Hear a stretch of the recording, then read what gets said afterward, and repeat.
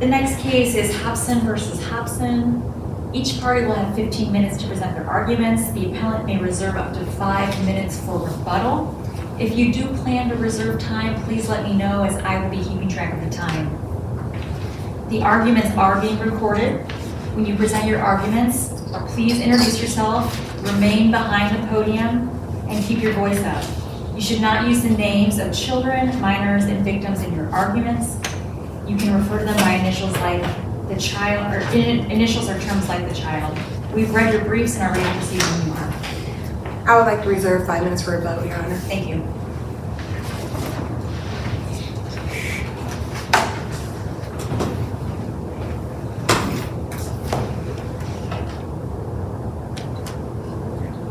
Thank you, Your Honors, and may it please the court. Good morning. My name is Aisha Cotton, and I represent the appellant, Melwyn Hopson, in this matter. Your Honor, today we come before this court, and we respectfully ask that you reverse the decision of the trial court and remand proceedings for further determination. Today before the court are two issues. The first issue, turning to it, is whether the trial court erred, abused its discretion, and committed reversible error when it denied appellant's motion for a distributive award, and our position is that they did. Under Ohio Revised Code 3105-171E4, a trial court may compensate an offended spouse with a distributive award or with a greater award of marital property if a spouse has engaged in financial misconduct. Ohio Revised Code 3105-171E5 provides that if a spouse substantially and willfully failed to disclose marital property, separate property, or other assets, debts, income, or expenses as required under Division E3 of this section, that the court may compensate the offended spouse. In this matter, on March 15, 2023, appellant filed for divorce. The appellee, Mr. Hopson, on March 31st of 2023, filed his affidavit of property and debt that includes any real estate. However, he only listed one real estate property. The appellee testified that he was notified in November 16th of 2022 that he had won a home in Shaker Heights worth over $960,000. At no point during the proceedings did Mr. Hopson ever make an effort to correct the documents to disclose that property. And it's also important to note that he did not make any of that testifying statements acknowledging the home until after the court granted his motion for a de facto determination. The trial court reasoned that because Ms. Hopson noted on her form, the appellant, that Kevin won a house worth $775,000, that there was no concealment. However, by Mr. Hopson's own testimony, there is a dispute in valuation of over $180,000. Because it was Mr. Hopson, not Ms. Hopson, that won the property, he could be the only one that could provide and give the accurate data and valuations of said property. It is often noted in divorces that one or another spouse may say that a party has different assets, but the court generally looks to the accused spouse to clarify whether or not it's merely a claim or if they do have those documents or those different assets or properties. At no point did they do that in this matter before the de facto determination was made. Mr. Hopson never did so because he did not want his wife to receive the benefit of the property, and which is why it wasn't listed, and instead it was filed for a motion of de facto determination.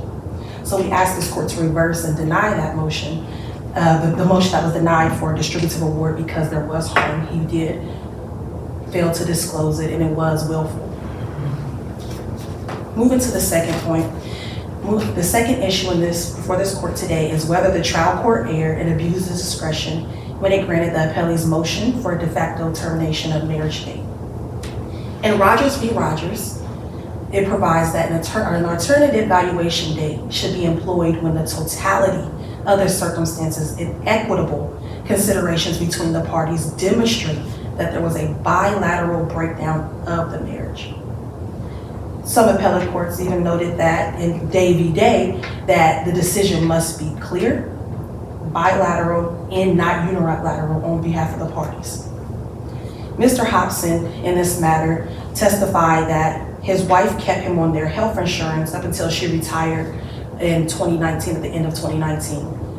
He stated that the reason he was comfortable and stayed on the health insurance was because they were in fact married.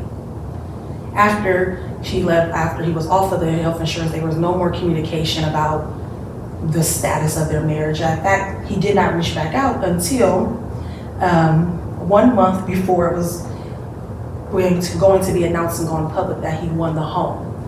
And Mr. Hopson testified that once that within that month, he asked the appellant, can they get a dissolution? But it wasn't until 1 month before the announcement that was going to come out that he won a home in Shaker Heights for valued at $960,000. But it seems like the overwhelming evidence is that they were not living as spouses by the time the dissolution was filed, that they hadn't lived together, they hadn't, the last financial tie was the insurance, and that was 2019. So what weighs in favor of them still being married at all after 2019? Well, that's the belief that they were married. We know, we look into some of the things and they say, for one of the factors is if the parties believe they were divorced, that can go into consideration.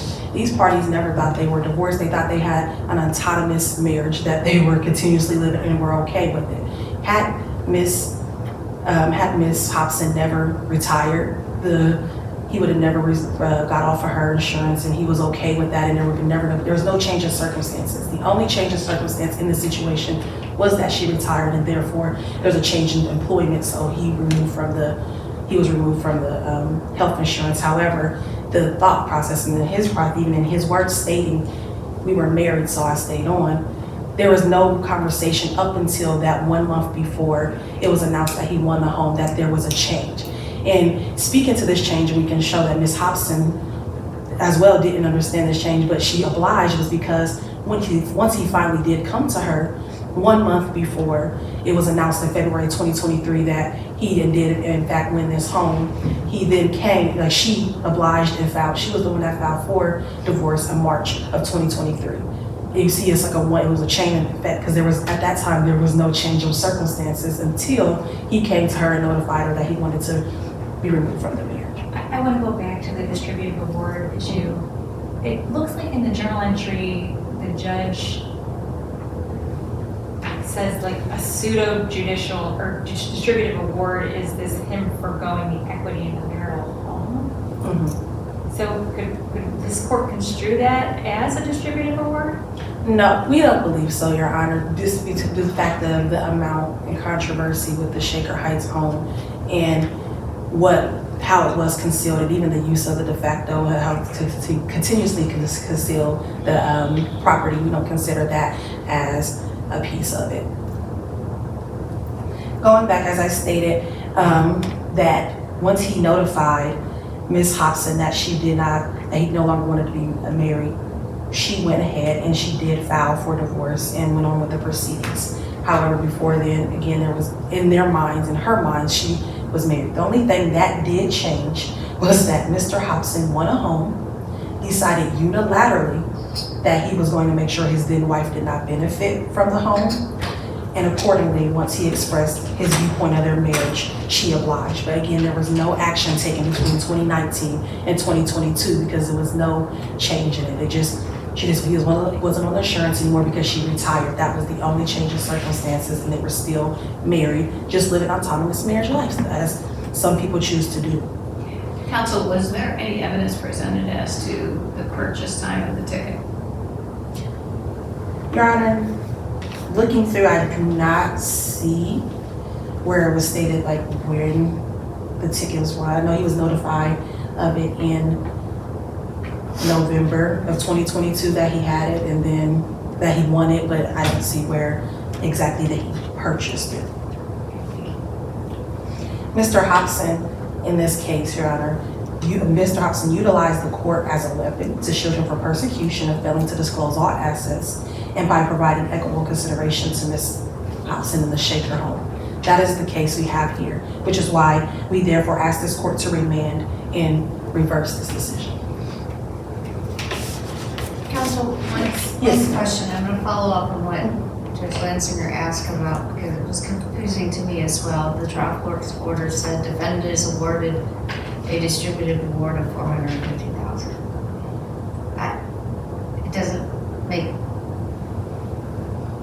So your original answer to Judge Lansinger's question was that the numbers don't make sense based on how the decree came down. He got no distributive award, is that? So how it's written again is confusing because she received no benefit. She just maintained the marital home. It wasn't in a sense of that additional piece of, there wasn't like additional, she received $450,000. And so it was like misconstrued, which is why they denied it. So you can't really deny but still give a distributive award at the same time. There was no distributive award given for this because they didn't feel there was no concealment. They just allowed her a part of the marriage to keep her marital home. Right, and I will note that, because you're probably gonna have the same question, but I will note that the entry is inconsistent. It then later disposes of the argument she's so entitled to such an award. I just wanted to clear up the earlier question. Thank you. Thank you. Any more questions, Your Honors? Thank you.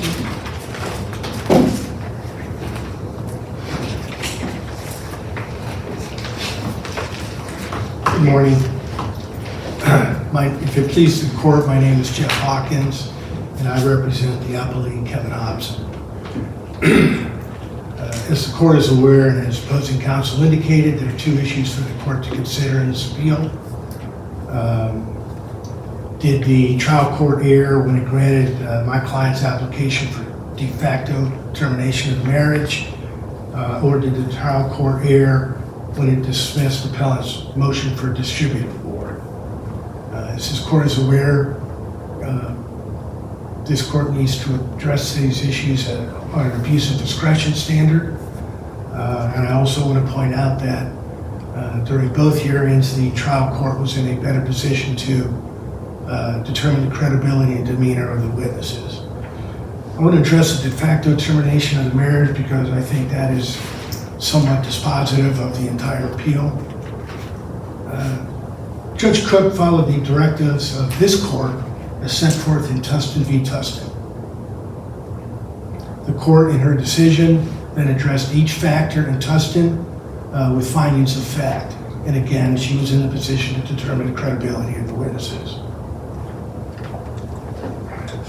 The trial court relied on the fact that Mrs. Hopson discontinued health insurance coverage on my client on October 18, 2019, which was not disputed at the trial court level. So the court determined that was the de facto termination of the marriage. Again, the court did not abuse its discretion, heard the evidence, applied the precedent from this court in her ruling. The distributive award. If the court affirms the de facto termination, then my argument is anything either party acquired after that date is not marital. But even if it's not, the issue for distributive award was whether or not there was what the court called scienter. In other words, was there intent to defraud? At the hearing held at the trial court on February 1st, 2024, there was significant discussion about what I'm going to call the St. Jude house. My client won the drawing for the St. Jude house that was on Channel 8 on once a year. And if you look at the testimony at the de facto hearing, he had to go through quite a few steps before he actually owned the real estate. I'm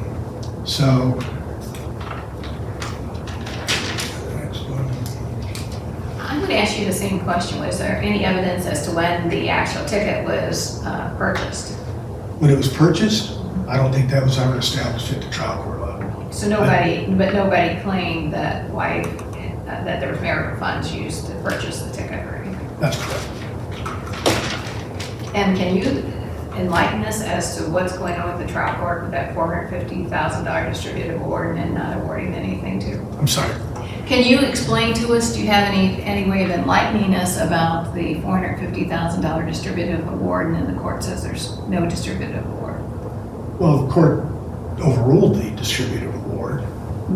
But the court did say, and it's very confusing because the court actually said $450,000 to defendant, which would be your client too, so that doesn't make sense. So I'm just wondering, defendant is awarded the distributed award of $450,000. That's what the court said. Yeah, that must have been a typo, I would imagine. I picked up on that yesterday when I was getting ready for all arguments. Clearly, that's a typographical error, I would say. But again, I think another factor that the court determined in denying the de facto award is that that Mrs. Hopson, in her own property affidavit, and I'll quote it, Kevin won a house for $775,000. So as my client testified to during the de facto hearing, everybody knew about this house. Everybody knew he won it. So there was no intent to not disclose that asset. And again, if the court affirms the court's decision on the de facto termination of marriage, I think that the distributed award is moot at that time. My And even if understanding, not, correct me if I'm wrong, is that he didn't actually own the home either until about a year after he won it. that's correct. And owning the home was contingent on him paying taxes as well. So if he wouldn't have paid the taxes, then he wouldn't have owned the home because it would have gone back to St. Jude's. That's correct. So real ownership, legal ownership didn't come until 2023. That's correct.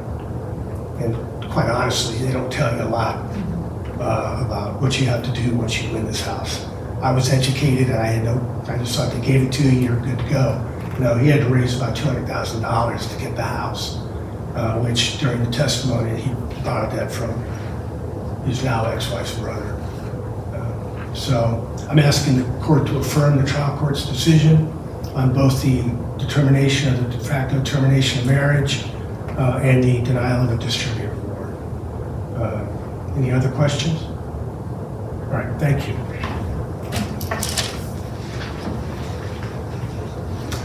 You'll have about 4 minutes and 40 seconds. Thank you. Thank you, Your Honors. Going back to opposing counsel's last statement about, point about the legalities and different measures Mr. Hopson had to go to get the home. We see that every day in divorce court, whether it's a 401k, whether it's a trust, there are lots of steps that are still necessary for people that get divorced and they still are entitled to some of those funds. So while the signing of the paper if you're about to buy a home wasn't complete, it was in progress and it was in motion during the marital time. And courts have, again, with similar situations where it's a multi-step process and money due or time due or different, triggers to get the benefit, they still have included that within the marital benefit and when the division of assets and property. So I do want to note that. Also, Your Honor, just very quickly, just going back to how de facto in this situation is being used as exploitation and injustice. While intended to provide fairness, rulings can be manipulated by a partner acting in bad faith to gain a financial advantage during the separation. That is what's happened here. Before he won this home, there was no thought about it in Mr. Hopson's mind that he wanted a divorce. Even once he mentioned getting the divorce, she filed, he didn't file. He made no movements forward. It was only once the house became in play that his mind unilaterally changed and then the viewpoint on their marriage changed. And I do also want to note, while it's confusing of the trial court, how can one state in almost in a way, if we're arguing in 2023, he can enjoy a marital benefit of his wife listing a home that she heard about on his documents as a way of non-concealment, but she's not allowed to consider they were married when he won the home. The courts is allowing the argument of, well, she listed it, so that covers him as well. But if they're separate and equal and she doesn't know the clear, like the amount of the money, the logistics of the home, her stuff she just heard about again on the news like everybody else in February 2023, why can that be sufficient? And why should that be given as to why he did not conceal the information versus with her, she's asked to just accept this de facto marriage because he unilaterally did not want to include her anymore. So for those reasons, Your Honor, we ask you to reverse and remand. Thank you.